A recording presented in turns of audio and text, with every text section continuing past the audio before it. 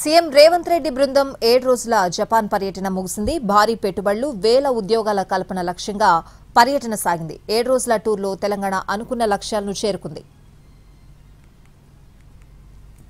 Rising పేరుతో CM Revanth బృందం జపాన్లో పెట్టుబడుల కోసం పర్యటించింది. 7 రోజుల టూర్లో పెట్టుబడులతో పాటు తెలంగాణ ప్రభుత్వం సరికొత్త లక్ష్యాలను చేరుకుంది. ఉన్న అవకాశాలు, పారిశ్రామిక అనుకూల వాతావరణాన్ని మరోసారి ప్రపంచానికి చాటి చెప్పింది. అంతర్జాతీయ సంబంధాలు, పరస్పర సహకార సంప్రదింపులు జరపడంలో కొత్త అధ్యాయానికి తెరలేపింది. జపాన్కు చెందిన ప్రముఖ కంపెనీలతో 12,062 కోట్ల పెట్టుబడులకు ఒప్పందాలు కుదుర్చుకుంది. దీంతో దాదాపు 30,500 కొత్త ఉద్యోగాలు రాబోతున్నాయని ప్రభుత్వ వర్గాలు చెబుతున్నాయి.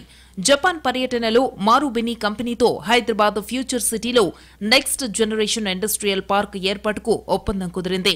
1,000 కోట్ల రూపాయల ప్రారంభ పెట్టుబడి, 5,000 కోట్ల పెట్టుబడుల అంచనా, 30,000 ఉద్యోగాలు ఆ ఒప్పంద లక్ష్యం. ఎన్టీటీ డేటా, నైసా కంపెనీ హైదరాబాద్లో artificial intelligence data centre cluster ఏర్పాటుకు అగ్రిమెంట్ ని కుదుర్చుకుంది. 10,500 కోట్ల రూపాయల పెట్టుబడులే ఆ ఎంఓయూ లక్ష్యం.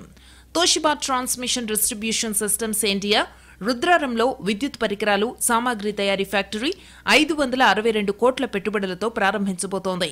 టామ్కామ్తో టెర్న్ రాజ్ గ్రూప్ సంస్థ జపాన్లో 500 ఉద్యోగ నియామకాలకు ఒప్పందం చేసుకుంది.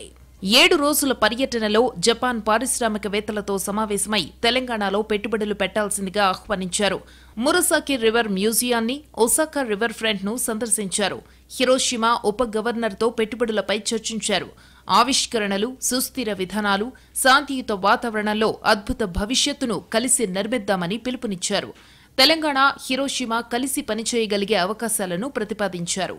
తెలంగాణలో కాంగ్రెస్ అధికారాన్ని చేపట్టినప్పటి నుంచి ఇప్పటి వరకు సాధించిన మొత్తం పెట్టుబడులు 2,44,962 కోట్లని ప్రభుత్వ వర్గాలు చెబుతున్నాయి. ఉద్యోగ అవకాశాలు 80,500 వచ్చాయని అంటున్నారు. కాంగ్రెస్ ప్రభుత్వం అధికారంలోకి వచ్చాక జరిగిన పెట్టుబడుల అన్వేషణలో సీఎం రేవంత్ టీం కృషి కొంత వర్కౌట్ అయిందని చెబుతున్నారు.